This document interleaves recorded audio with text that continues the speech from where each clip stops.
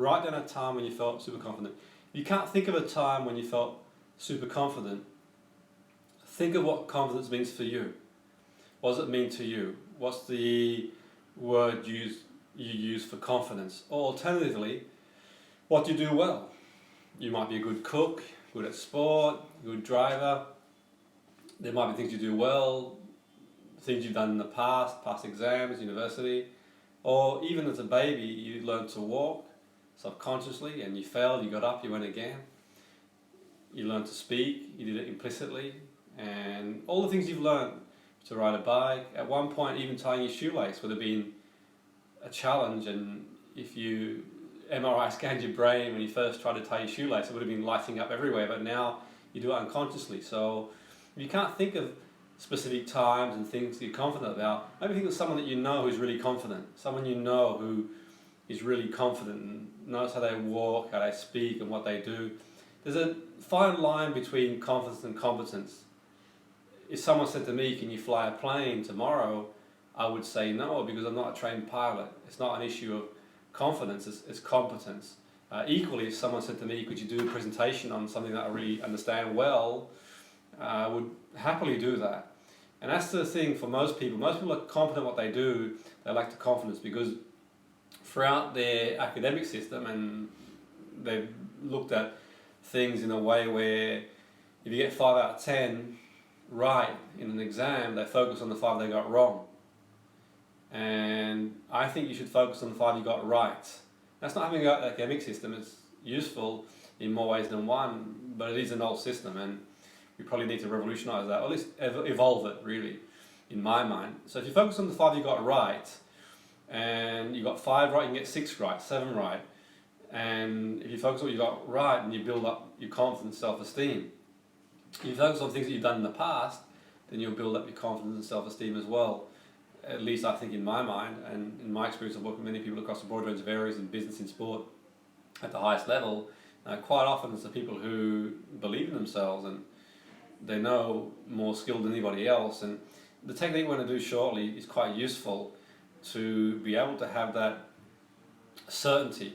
Just like if you drive a car, you're certain you can drive the car, you're certain that you can do a lot of things, and remembering that, the confidence, competence thing, and focus on what you did well. And also, as you improve on your journey, then give yourself a pat on the back and measure your improvements in a positive way. So you do well, whatever you're looking to improve in your life, you're looking to reduce your weight, build a business, improve certain aspects of behavior, and marginalize it. You are where you are, and just incrementally get better as much as you can in your own time, your own pace. So the technique itself, if you think of a time or write a time down, or you're confident, if you can't think of a time, maybe think of someone who is confident, how they walk, they talk, they speak, what they do.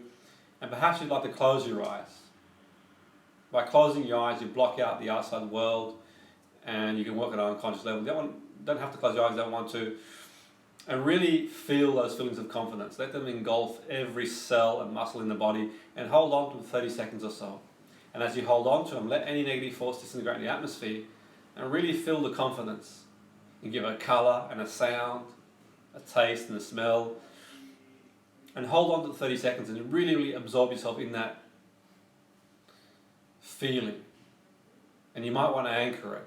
So you can anchor it by a wristband. You can, at a peak intensity, you can hold it, and the two will associate.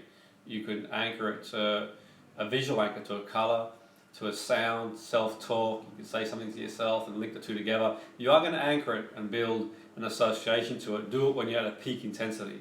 And that's another story for another day. I've got videos on anchoring, and I'll be anchoring. For now, really focus. So, and then you can sort of come back in the here and now. And I'll do the process again. So the first step is to think of a time you're really, really confident, and relive the experience. Remember, if you can't think of a time, it's okay. You can go to the feeling. What would it be like? Or imagine being someone you know who's got a really, really high level of confidence. And then what you do is close your eyes and let the body flood itself with all these feelings. And if you've got any negative thoughts in your mind, let them disintegrate into the atmosphere rather than fighting them. Let them just pass like in a river, in a stream, let them flow and disintegrate. And hold on that for, it doesn't have to be 30 seconds, it can be for as long as you want it to be, a little less or more. It's a ballpark figure. And the key for me is by doing it, you build neural pathways in the brain, or you strengthen the ones you've already got. So you get a stronger default confident state. So whenever you get a knock, you go to a stronger default state. Because we all get knocks in life, we all go through things in life that don't go the way we want to go.